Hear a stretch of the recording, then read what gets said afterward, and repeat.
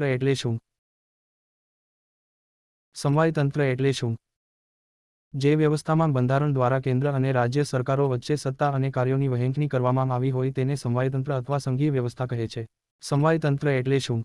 જે વ્યવસ્થામાં બંધારણ દ્વારા કેન્દ્ર અને રાજ્ય સરકારો વચ્ચે સત્તા અને કાર્યોની વહેંચણી કરવામાં આવી હોય તેને સમવાયતંત્ર અથવા સંઘીય વ્યવસ્થા કહે છે. ભારતીય સમવાયતંત્રનો વિચાર કયા દેશમાંથી લીધો છે? કેનેડા. ભારતીય સમવાયતંત્રનો વિચાર કયા દેશમાંથી લીધો છે? કેનેડા. શાંતિકાળમાં ભારતીય બંધારણ કયા તંત્ર તરીકે વર્તે છે? સમવાયતંત્ર. શાંતિકાળમાં ભારતીય બંધારણ કયા તંત્ર તરીકે વર્તે છે? સમવાયતંત્ર. કટોકટી કાળમાં ભારતીય બંધારણ કયા સ્વરૂપે વર્તે છે? એકાત્મક સ્વરૂપે. કટોકટી કાળમાં ભારતીય બંધારણ કયા સ્વરૂપે વર્તે છે? એકાત્મક સ્વરૂપે. કયા અનુચ્છેદ મુજબ રાષ્ટ્રીય કટોકટી દરમિયાન રાજ્યના તમામ વિષયો પર કાયદો બનાવવાની શક્તિ સંસદને પ્રાપ્ત છે? અનુચ્છેદ 250. પરંતુ કટોકટી પછી 6 મહિના સુધી જ અમલ રહે છે. કયા અનુચ્છેદ મુજબ રાષ્ટ્રીય કટોકટી દરમિયાન રાજ્યના તમામ વિષયો પર કાયદો બનાવવાની શક્તિ સંસદને પ્રાપ્ત છે? અનુચ્છેદ 250. પરંતુ કટોકટી પછી 6 મહિના સુધી જ અમલ રહે છે. કયા અનુચ્છેદ મુજબ 2 કે તેથી વધુ રાજ્યોની વિધાનસભાઓ જો કોઈ રાજ્યયાદીના વિષય પર કાયદો બનાવવા માટે સંસદને અનુરોધ કરે તો તે વિષય પર સંસદ કાયદો બનાવી શકશે? અનુચ્છેદ 252. કયા અનુચ્છેદ મુજબ 2 કે તેથી વધુ રાજ્યોની વિધાનસભાઓ જો કોઈ રાજ્યયાદીના વિષય પર કાયદો બનાવવા માટે સંસદને અનુરોધ કરે તો તે વિષય પર સંસદ કાયદો બનાવી શકશે? અનુચ્છેદ 252.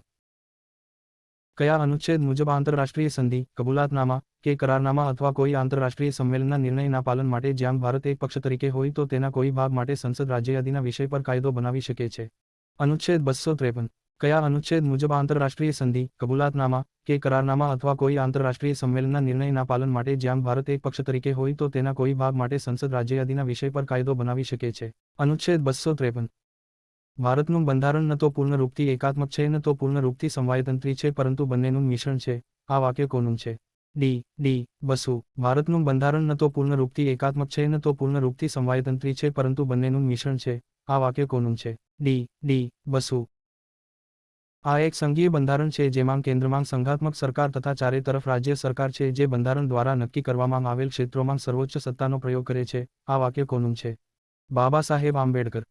આ એક સંઘીય બંધારણ છે જેમાં કેન્દ્રમાં સંઘાત્મક સરકાર તથા ચારે તરફ રાજ્ય સરકાર છે જે બંધારણ દ્વારા નક્કી કરવામાં આવેલ ક્ષેત્રોમાં સર્વોચ્ચ સત્તાનો પ્રયોગ કરે છે. આ વાક્ય કોનું છે? બાબા સાહેબ આંબેડકર. ભારતીય બંધારણ પ્રણાલીને કયા મહાનુભાવે સહકારી સંઘવાદ કહ્યું હતું? ગ્રેનવિલ ઓસ્ટિન. ભારતીય બંધારણ પ્રણાલીને કયા મહાનુભાવે સહકારી સંઘવાદ કહ્યું હતું? ગ્રેનવિલ ઓસ્ટિન. ભારતીય બંધારણ પ્રણાલીને ફેડરેશન વિથ અ સેન્ટ્રલાઇઝિંગ ટેન્ડન્સી કોણે કહ્યું હતું? આઇવર જેનિંગ્સ. ભારતીય બંધારણ પ્રણાલીને ફેડરેશન વિથ અ સેન્ટ્રલાઇઝિંગ ટેન્ડન્સી કોણે કહ્યું હતું? આઇવર જેનિંગ્સ. ભારતીય બંધારણ પ્રણાલીને બાર્ગેનિંગ ફેડરલિઝમ કોણે કહ્યું હતું? Morris Jones. ભારતીય બંધારણ પ્રણાલીને બાર્ગેનિંગ ફેડરલિઝમ કોણે કહ્યું હતું? Morris Jones. ભારતીય બંધારણ પ્રણાલીને અર્ધસંઘીય બંધારણ કોણે કહ્યું હતું? પ્રોફેસર કે.સી. વિયર. ભારતીય બંધારણ પ્રણાલીને અર્ધસંઘીય બંધારણ કોણે કહ્યું હતું? પ્રોફેસર કે.સી. વિયર. કયા કેસના ચુકાદામાં સર્વોચ્ચ ન્યાયાલયે બંધારણને પરિસંઘાત્મક દર્શાવ્યું હતું? એસ.આર. બોમ્બઈ વિરુદ્ધ ભારત સંઘ 1994. કયા કેસના ચુકાદામાં સર્વોચ્ચ ન્યાયાલયે બંધારણને પરિસંઘાત્મક દર્શાવ્યું હતું? એસ.આર. બોમ્બઈ વિરુદ્ધ ભારત સંઘ 1994. બંધારણમાં સમવાયતંત્ર શબ્દનો ઉલ્લેખ છે કે નહીં? નથી. બંધારણમાં સમવાયતંત્ર શબ્દનો ઉલ્લેખ છે કે નહીં? નથી. બંધારણમાં કેન્દ્ર શબ્દનો પ્રયોગ છે કે નહીં? નથી. બંધારણમાં કેન્દ્ર શબ્દનો પ્રયોગ છે કે નહીં? નથી. કોના મતે ભારતનું બંધારણ સમવાયતંત્રી ઓછું છે અને એકાત્મક વધુ છે? ડી. બસુ. કોના મતે ભારતનું બંધારણ સમવાયતંત્રી ઓછું છે અને એકાત્મક વધુ છે? ડી. બસુ. રાજ્યોને વિદેશમાંથી સીધું ઋણ લેવાનો અધિકાર છે કે નહીં? નથી. રાજ્યોને વિદેશમાંથી સીધું ઋણ લેવાનો અધિકાર છે કે નહીં? નથી. વરિષ્ઠતા ક્રમમાં રાષ્ટ્રપતિ ક્યાં ક્રમે આવશે? 1. વરિષ્ઠતા ક્રમમાં રાષ્ટ્રપતિ ક્યાં ક્રમે આવશે? 1. વરિષ્ઠતા ક્રમમાં ઉપરાષ્ટ્રપતિ ક્યાં ક્રમે આવશે? 2. વરિષ્ઠતા ક્રમમાં પ્રધાનમંત્રી ક્યાં ક્રમે આવશે? 3. વરિષ્ઠતા ક્રમમાં રાજ્યપાલ ક્યાં ક્રમે આવશે? 4. વરિષ્ઠતા ક્રમમાં રાજ્યપાલ ક્યાં ક્રમે આવશે? 4. વરિષ્ઠતા ક્રમમાં ભૂતપૂર્વ રાષ્ટ્રપતિ ક્યાં ક્રમે આવશે? 5. વરિષ્ઠતા ક્રમમાં ભૂતપૂર્વ રાષ્ટ્રપતિ ક્યાં ક્રમે? 5. વરિષ્ઠતા ક્રમમાં નાયબ પ્રધાનમંત્રી ક્યાં ક્રમે આવશે? 5. વરિષ્ઠતા ક્રમમાં નાયબ પ્રધાનમંત્રી ક્યાં ક્રમે આવશે? 5.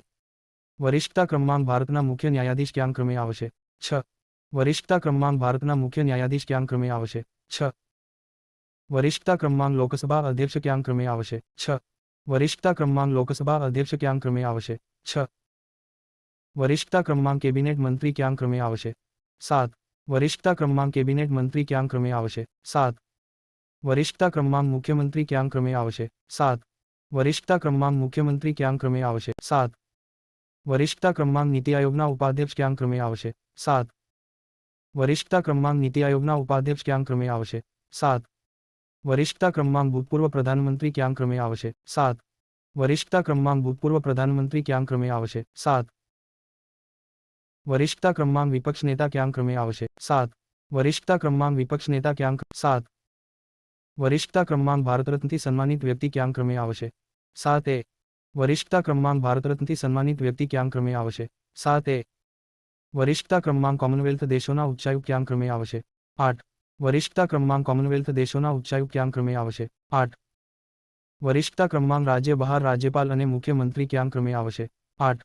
વરિષ્ઠતા ક્રમાંક રાજ્ય બહાર રાજ્યપાલ અને મુખ્યમંત્રી ક્યાં ક્રમે આવશે? 8. વરિષ્ઠતા ક્રમાંક સુપ્રીમ કોર્ટના ન્યાયાધીશ ક્યાં ક્રમે આવશે? 9. વરિષ્ઠતા ક્રમાંક સુપ્રીમ કોર્ટના ન્યાયાધીશ ક્યાં ક્રમે આવશે? 9.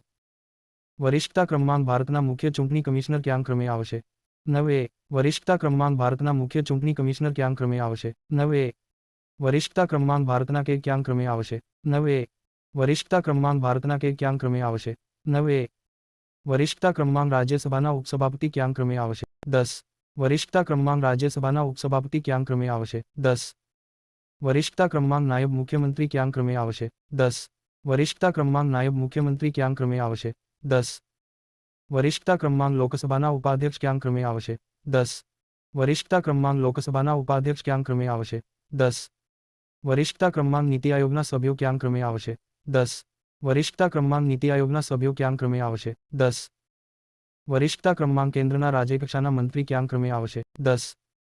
વરિષ્ઠતા ક્રમાંક રક્ષા મંત્રાલયથી સંબંધિત અન્ય મંત્રી ક્યાં ક્રમે આવશે? 10. વરિષ્ઠતા ક્રમાંક એટર્ની જનરલ ક્યાં ક્રમે આવશે? 11.